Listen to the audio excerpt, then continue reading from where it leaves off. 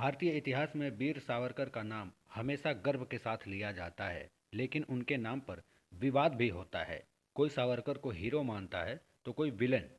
इतिहास को पढ़ने के बाद समझ में आता है कि जिस लिए सावरकर को माफी वीर कहा जाता है, असल में वो खत उन्होंने अपने साथी कैदियों को रिहा कराने के लिए लिखा था। उन्होंने अंग्रेजों के आगे सिर कभी नहीं झुकाया और ना ही कभी खुद के लिए माफी मांगी। उन्होंने अंग्रेजों को लिखे खत में एक सिफारिश करते हुए कहा था कि मेरे बजाय मेरे साथी कैदियों की रिहाई को मंजूर किया जाए।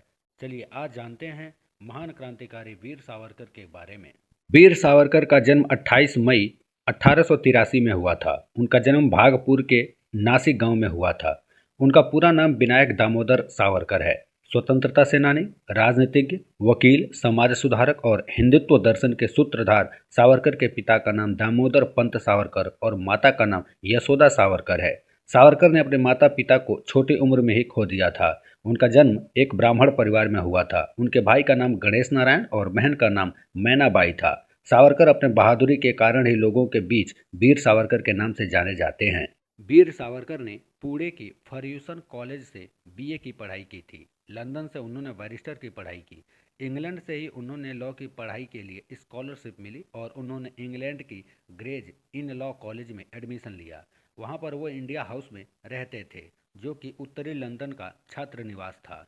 लंदन में ही उन्होंने अंग्रेजों के खिलाफ लड़ाई के लिए एक संगठन फ्री इंडिया सोसाइटी का गठन किया था। विनायक सावरकर ने पढ़ाई के दिनों से ही अंग्रेजों के खिलाफ लड़ाई लड़ने का मन बना लिया था। इसके बाद वो स्वतंत्रता संग्राम में कूद पड़े। अंग्रेजों के नाक में उन्होंने इतना दम कर दिया था कि ब्रिटिश सरकार ने भारतीय स्वतंत्रता आंदोलन में शामिल होने के कारण वीर सावरकर की ग्रेजुएशन की डिग्री वापस ले ली थी। अंग्रेजों के खिलाफ लड़ाई में सावरकर हथियारों के इस्तेमाल से भी पीछे नहीं हटे। 13 मार्च 1910 को उनको लंदन में गिरफ्तार कर लिया गया और मुकदमा चलाने के लिए भारत भेज दिया गया, लेकिन सावरकर जहाज से निकलकर भाग गए। हालांकि फ्रांस में उन्हें पुलिस ने फिर से गिरफ्तार कर लिया। इसके बाद उन्हें 24 दिसंबर 1910 को अंडमान जेल भेजने की सजा सुनाई गई। उन्होंने जेल में बंद अनपढ़ कैदियों को शिक्षा देने की कोशिश की। मोहनदास करमचंद गांधी की हत्या मामले में भारत सरकार द्वारा उन पर आरोप लगाया गया। इसके बाद कोर्ट में चली सुनवाई के बाद सुप्रीम कोर्ट ने उन्हें बरी कर दिया था। 26 फरवरी 1966 को उनका 83 वर्ष की आयु में निधन हो गया और पंचतत्व में उनका शरीर विलीन हो गया। देश की आज़ादी के आंदोलन में बहुत लोगों ने अपना बलिदान दिया, लेकिन कुछ का योगदान ऐसा है जो इतिहास के पन्नों से पूरी तरह से बाहर नहीं आ सका।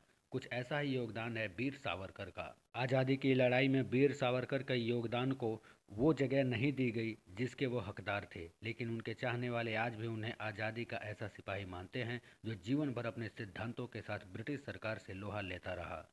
सावरकर की पहचान क्रांतिकारी, कवि, समाजसेवी, भाषाविद के तौर पर भी है। 1857 के प्रथम स्वतंत्रता आंदोलन को उन्होंने अपनी कलम से सूचीबद्ध किया था।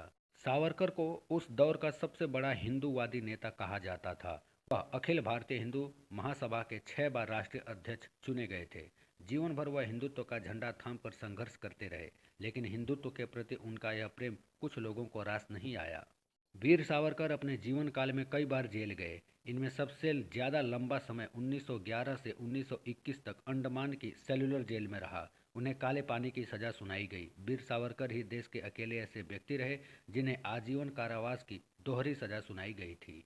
अंडमान जेल में रहने के दौरान उन्होंने पत्थरों से जेल की दीवारों पर 10,000 से ज़्यादा कविताएं लिखी थी, जिन्हें बाद में कलमबद्ध किया गया था। उन्होंने बैरिस्टर की डिग्री इंग्लैंड से ली थी, लेकिन भारत में अंग्रेजी राज का विरोध करने के कारण उन्हें अपनी डिग्री से हाथ धोना पड़ा। आज़ादी के दौरान वह उन लोगों में से एक थे जिन्होंने भारत विभाजन का विरोध किया। वह इसके लिए महात्मा गांधी को जिम्मेदार ठहराते थे।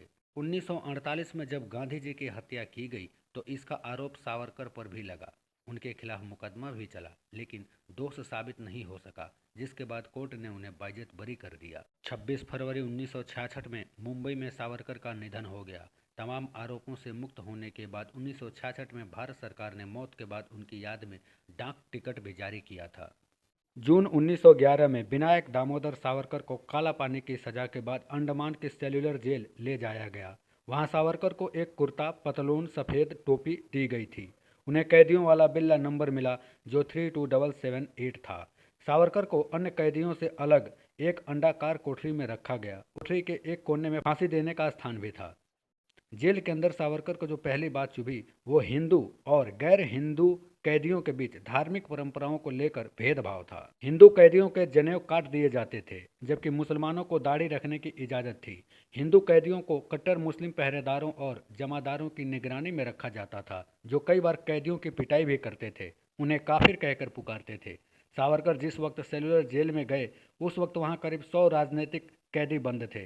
जेल के बैरी ने सावरकर का नाम बम गोला नंबर 7 वाला रखा था। जेल के बैरी या अफसर सावरकर को जिस भी नाम से पुकारते हों, लेकिन दूसरे कैदी उन्हें बाबू कहकर ही बुलाया करते थे, और यह बात अफसरों को कतई पसंद नहीं आती थी। विनायक दामोदर सावरकर के कपड़ों पर डी यानी डेंजरस लिखा हुआ था।